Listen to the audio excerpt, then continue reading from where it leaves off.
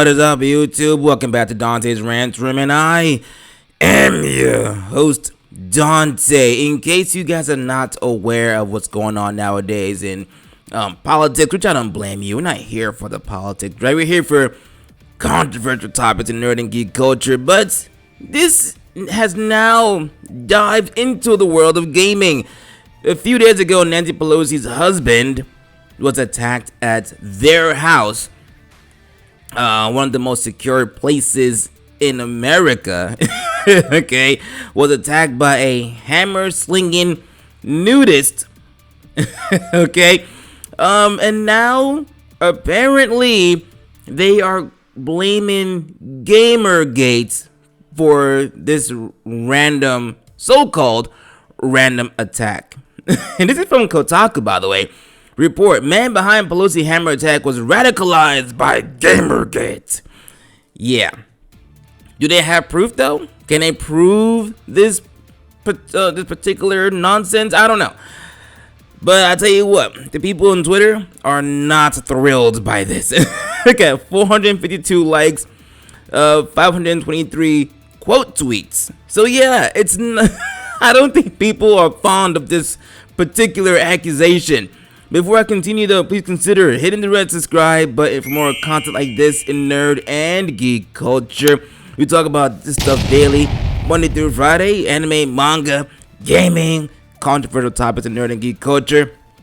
I'd really appreciate your support as I keep on talking about this stuff daily. Follow me on Twitter, DantesRantRoom, and let's jump right into the article before we check out some of these comments, okay? The article, like I said before, it says alleged posts from David DePape, now deleted blog suggests, now deleted blog suggests that he was connected to the far right movement. So you don't have proof. You said now deleted blog post, so you don't have any proof of any of this. You just what? The sources just believe me. What are we doing here, Kotaku? What are we doing?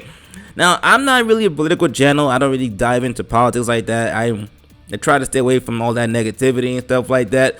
But due to this article, I was forced to look into this particular situation. And from what I've seen, the guy in question who attacked Nancy Pelosi's husband was a nudist, like I said before. He lived with a bunch of hippies and yuppies, I don't know where exactly, and rocking BLM posters and flags and whatever around their place. Now, if there's one thing I know about people on the right, is that, though they do believe that Black lives do matter, they do not, however, believe in the movements and the group Black Lives Matter. So I don't know if there's, I don't know. Something here doesn't sit right with me. Now, listen, like I said, not a political channel, but because they decided to bring gaming into this, I had to look into it myself, and yeah, I don't believe this. And it doesn't help that now they have deleted blog posts, so you have nothing to prove, nothing to even back your claims. You know what I'm saying?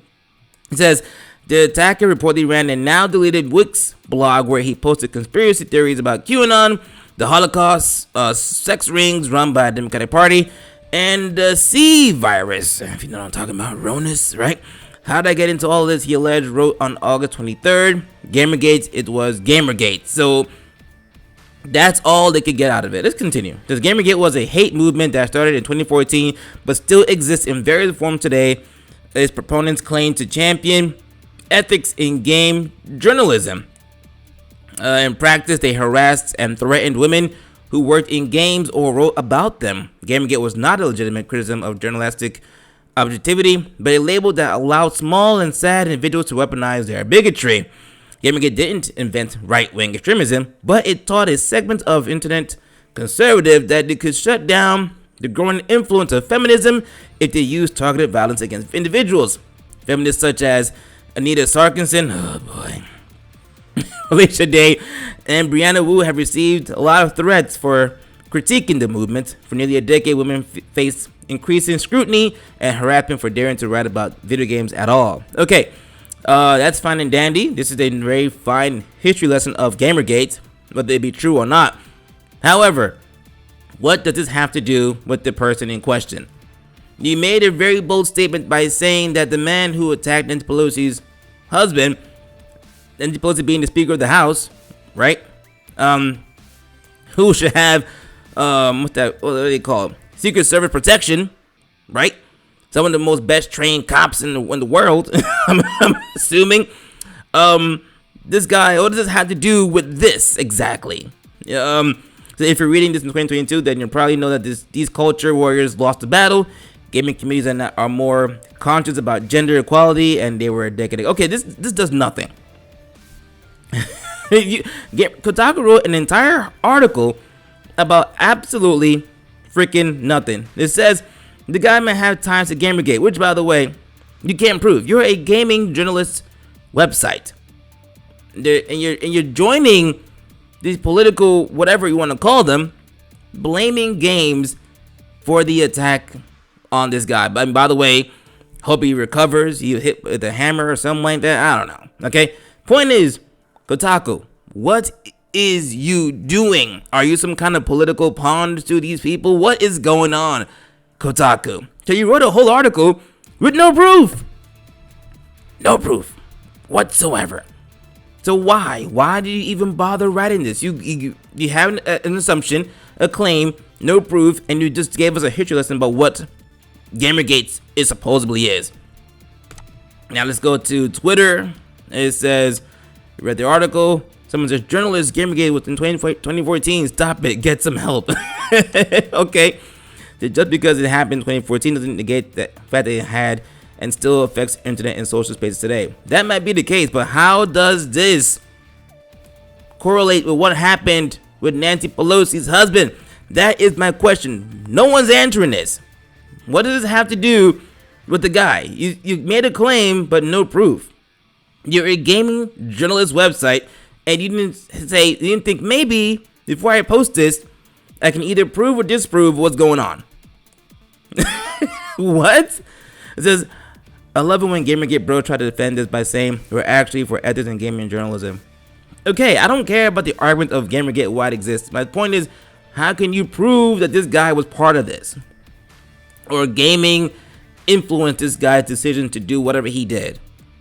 Because from what I've seen so far, they've tried to blame people on the right. They tried to blame he was part of it. He was like a Trump supporter. I don't know. And now, for what it appears to me, that when all those accusations are failing, or not working, or not sticking, you result is a Gamergate. So you're saying illegal aliens are Gamergaters? Maybe now you want to defend our borders. Wait, what? Is he an illegal immigrant? I don't know what this guy is. Is he an illegal immigrant? I don't know. Is he illegal? I don't know what the heck's going on here. You know, I knew it was only a matter of time before games media revived the dead and rotted corpse of Gamergate for something else. Gamergate was in 2014. Need to move on. I agree. Anyway, good job, Kotaku. Splendid article. Good job. Great journalism. Right. Well done.